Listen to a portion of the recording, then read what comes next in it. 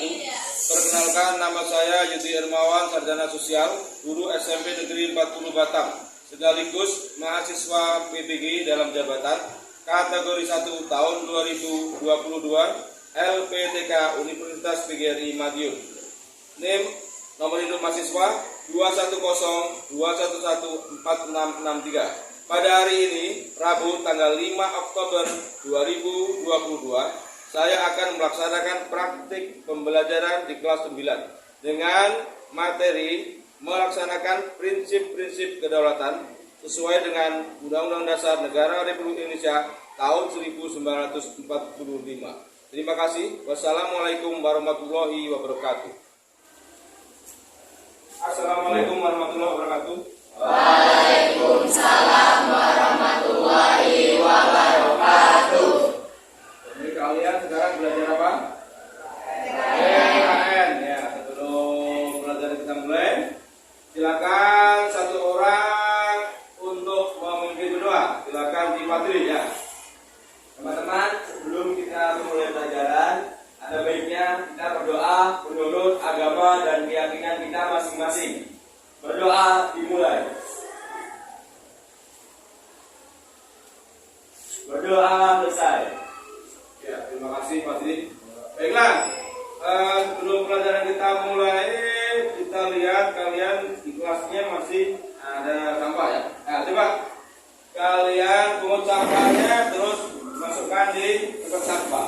Kayaknya masih ada sampah.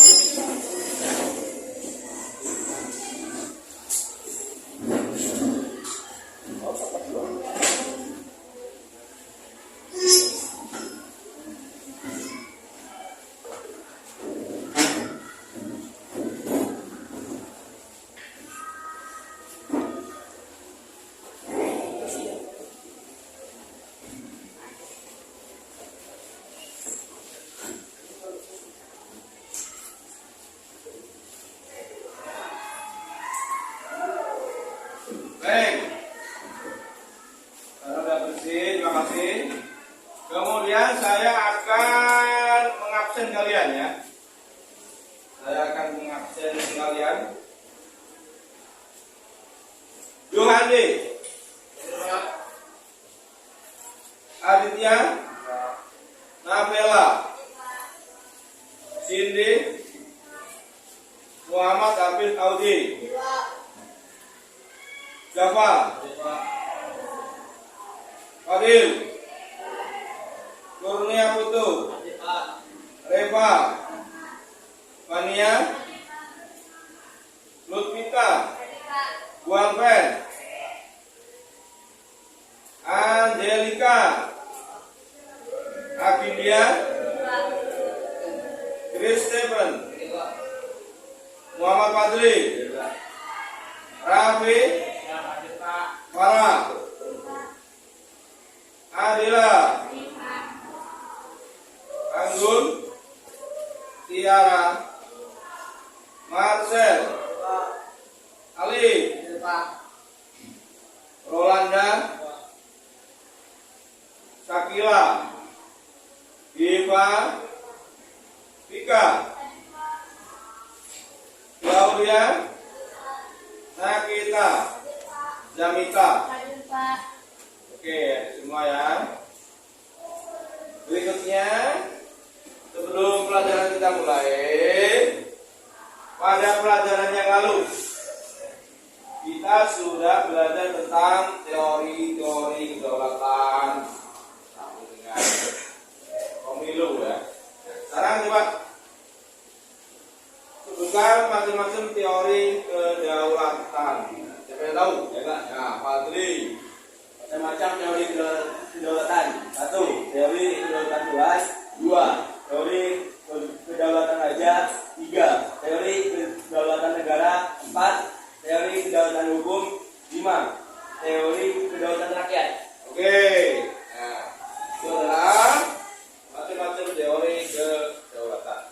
Kemudian tentang pemilu ada asas pemilu. Dua. Siapa yang tahu? Ya, please. Asas pemilu memiliki dua, yaitu luber dan jurdil. Luber memiliki arti langsung, umum, bebas, dan rahasia, sedangkan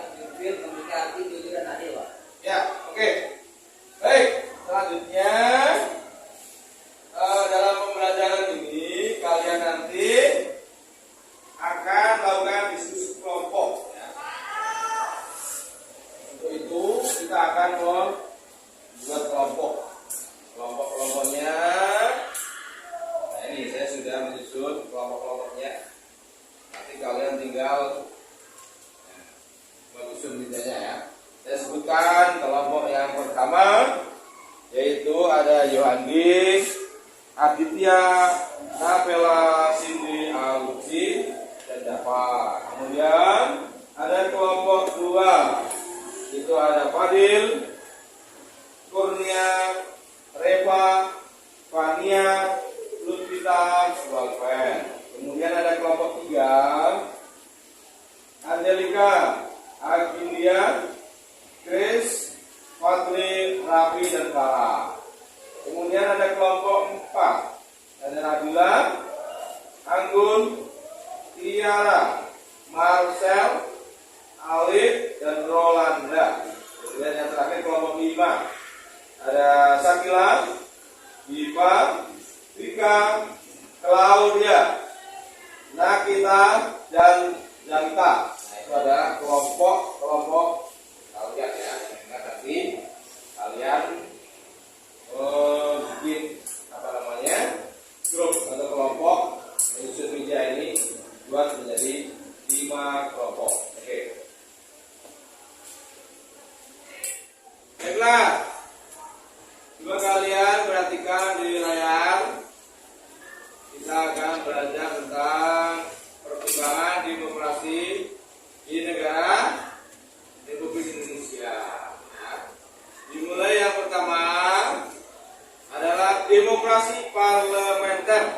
Demokrasi parlementer ini terjadi tahun 1945 sampai 1999. Nah, seperti di buku kalian itu, ya kan?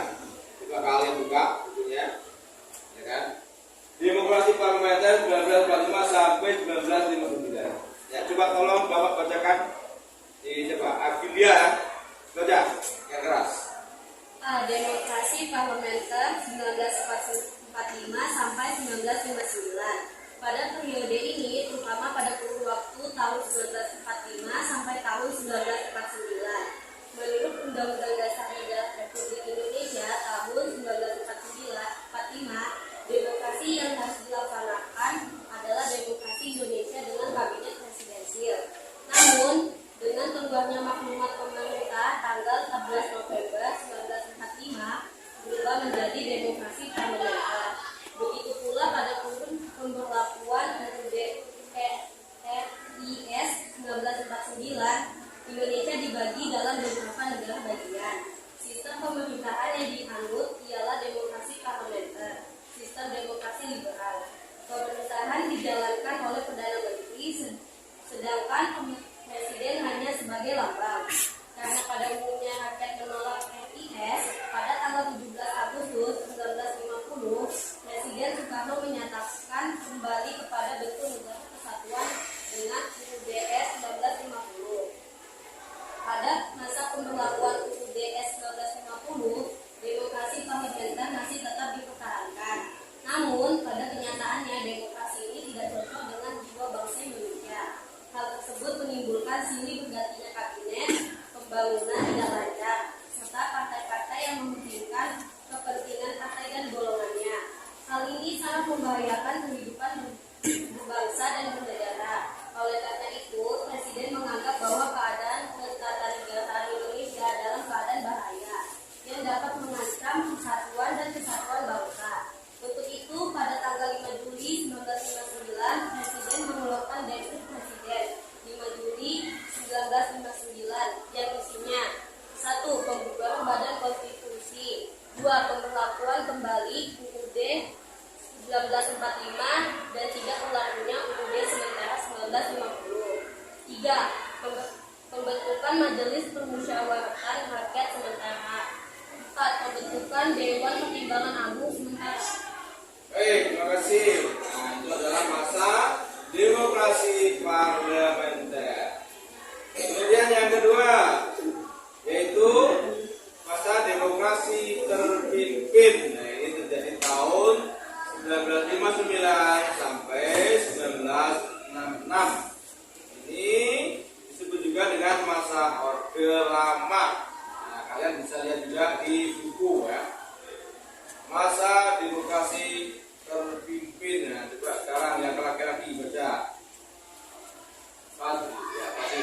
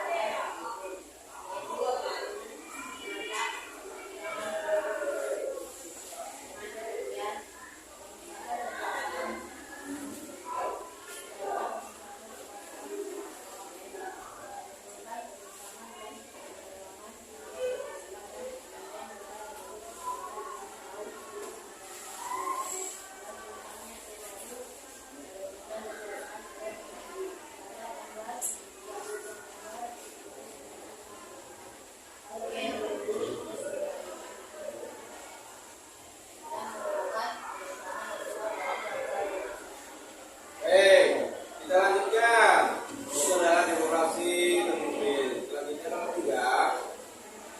Ini adalah demokrasi Pancasila tahun 1966 sampai 1998 atau masa Orde Baru.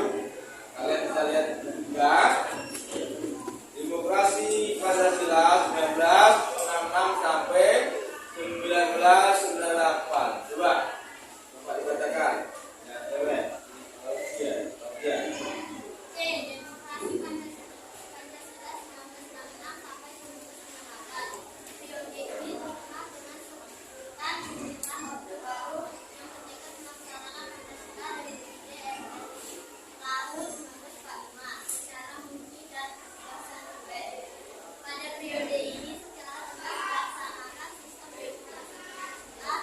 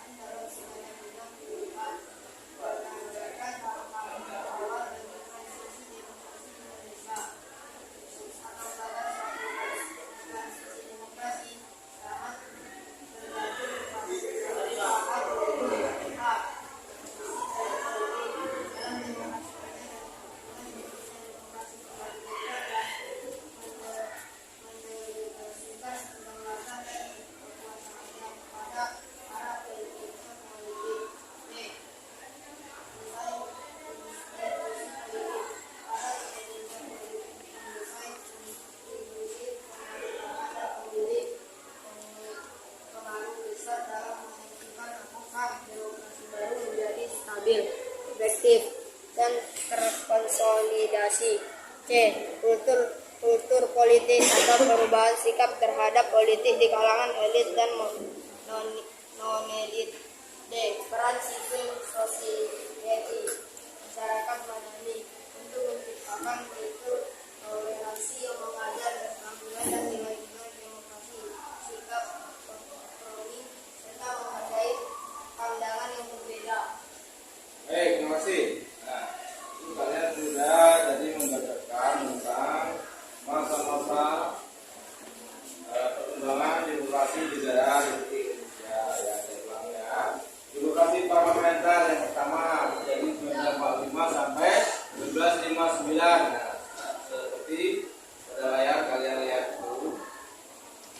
Periode awal kemerdekaan 1945 sampai 1949. Itu berlaku UUD 1945.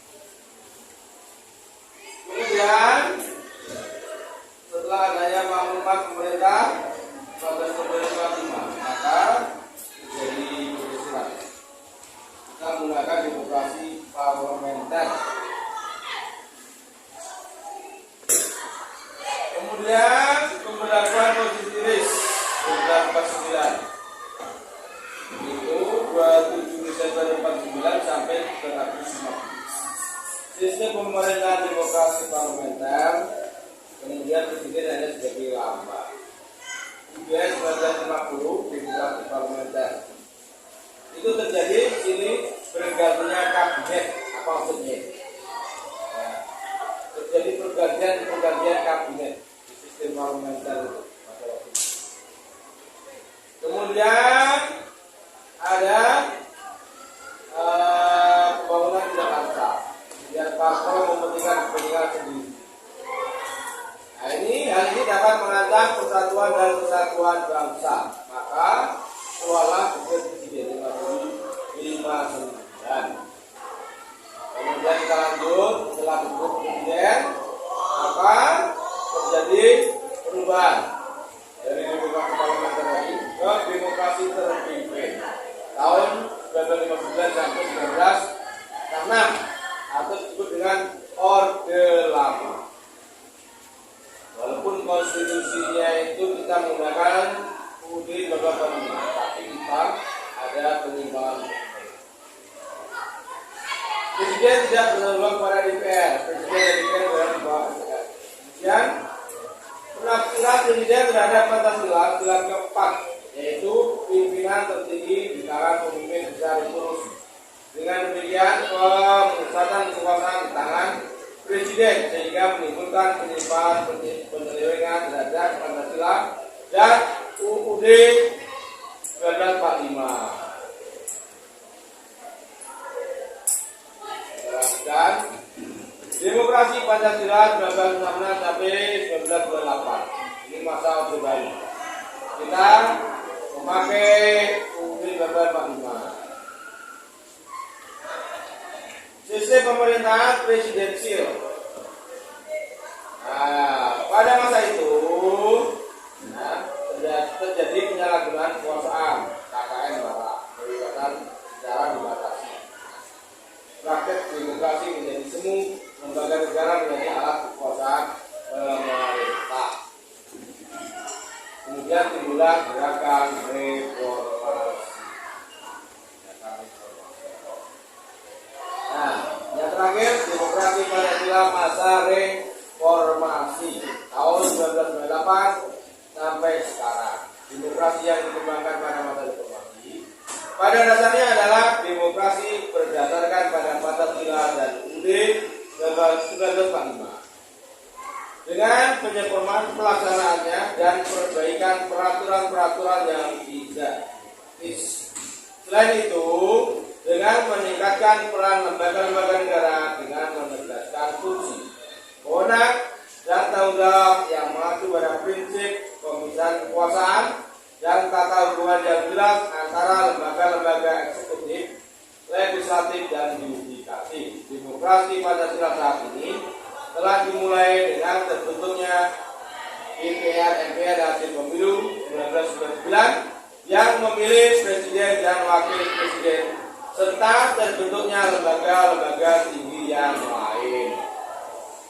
Baik, itu adalah materi pada kemudian selanjutnya kita akan melakukan diskusi kelompok.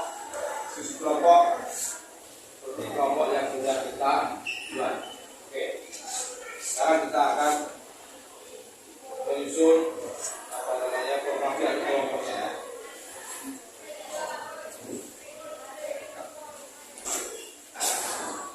Untuk kalian sudah menempati posisi masing-masing.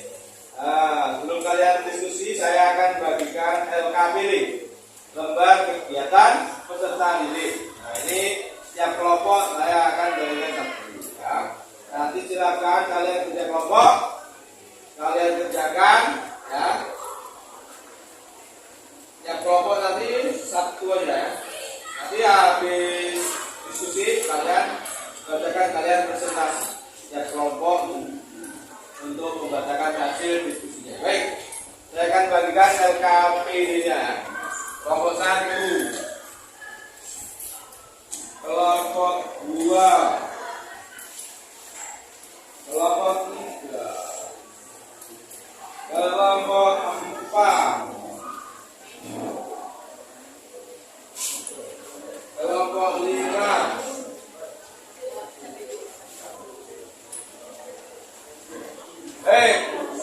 silakan kalian mulai berdiskusi dengan kelompoknya masing-masing. Oke.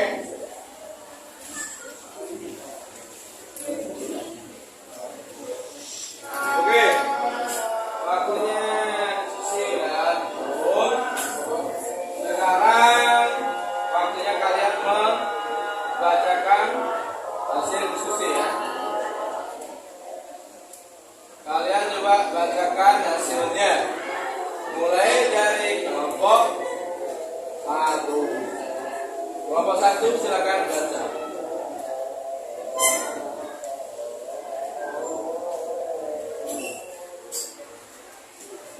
Ya, silakan baca yang keras. Demokrasi parlementer atau liberal. Pada periode ini, terutama pada kurun waktu 1945 hingga 1949, menurut Undang-Undang Dasar 1945, demokrasi yang harus dilaksanakan adalah demokrasi dengan kabinet presidensil. Namun dengan keluarnya maklumat pemerintah tanggal 14 November 1945 berubah menjadi demokrasi parlementer.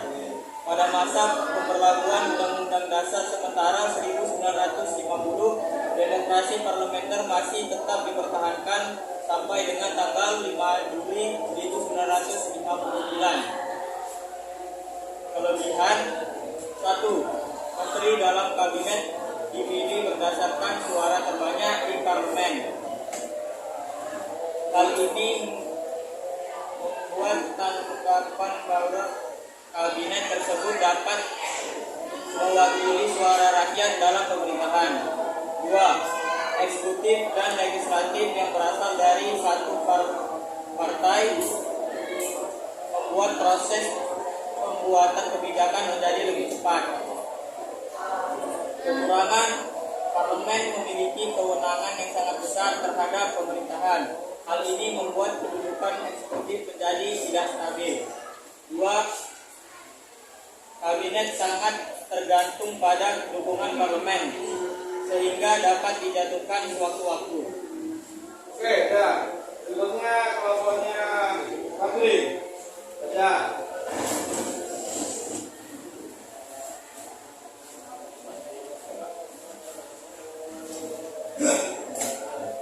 Assalamualaikum warahmatullahi wabarakatuh.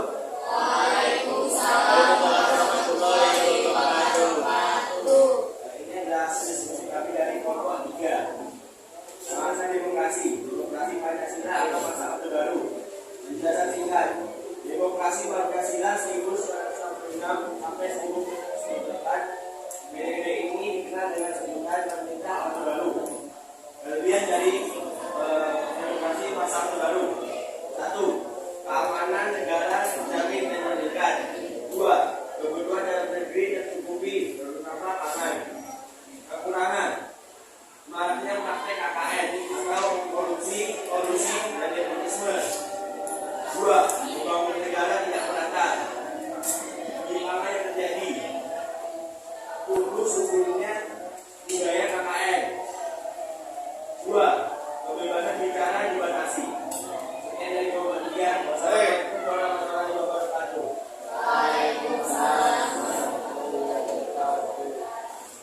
Coba satu lagi sekarang kelompoknya Putu. Lihat Putu. Baca.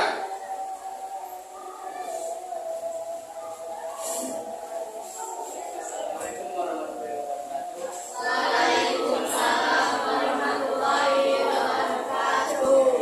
Saya perwakilan dari Papua.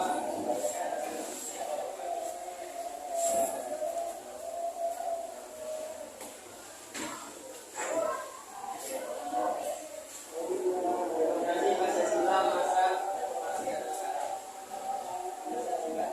Awal sampai sekarang, demokrasi yang dikembangkan pada masa reformasi pada dasarnya adalah demokrasi berdasarkan dengan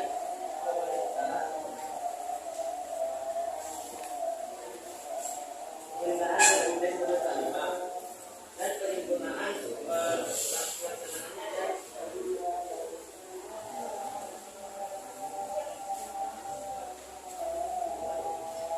dan peraturan-peraturan yang tidak demokratis. Pilihan 1. Hak menjunjung tinggi. 2. Pembangunan dilakukan secara menyeluruh. 3. Adanya pembangunan dan korupsi. Oke, dah cukup. Dah. Stop. Oke. Baiklah, coba perhatikan ya. Kalian sudah diskusi pada kita ini. Nah, dapat kita simpulkan bahwa yang pertama, perkembangan demokrasi di negara Republik Indonesia itu mengalami perkembangan ya, dari masa ke masa. Misalnya yang pertama adalah demokrasi parlementer, itu terjadi 1945 sampai 1959. Kemudian yang kedua adalah pada masa demokrasi terpimpin tahun 1950 sampai 66. Kemudian demokrasi Pancasila tahun 1966 sampai 1998. Kemudian yang terakhir adalah masa demokrasi Pancasila, masa reformasi 1998 sampai sekarang.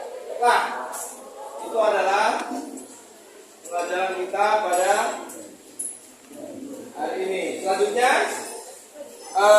kita akan melaksanakan post test. Tapi sebelumnya, untuk yang akan datang, kita akan belajar tentang materi ini. Baik, sekarang saya akan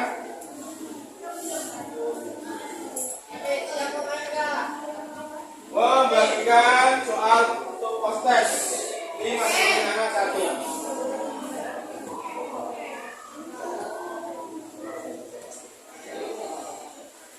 Satu, dua, tiga, empat.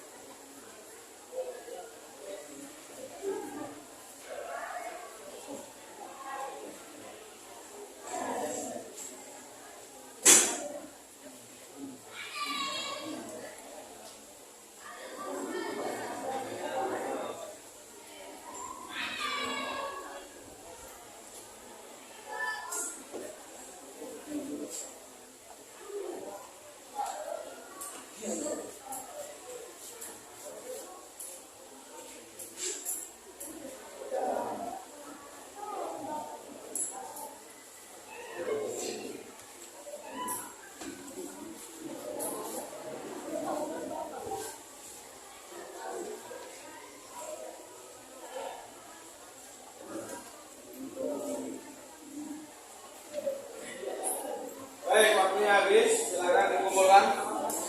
Coba salah satu orang kumpulkan. Kurnia Putu. Nah, kumpulkan itu semuanya. Oh, kumpulkan semuanya. Nah, semua ambil. Ya, semuanya sama posisinya. Semuanya kamu kumpul.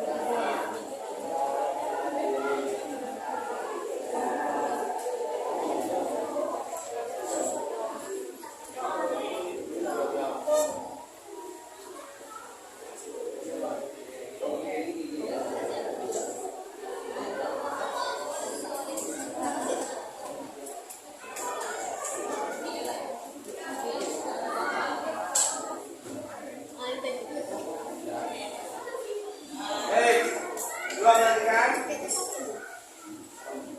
Kalian sudah melaksanakan pembelajaran hari ini. Kemudian untuk pembelajaran yang akan datang, kita akan mempelajari tentang perkembangan sistem pemerintahan di negara Indonesia. Baik, sebelum kita akhiri, mari kita bersama-sama membacakan hamdalah.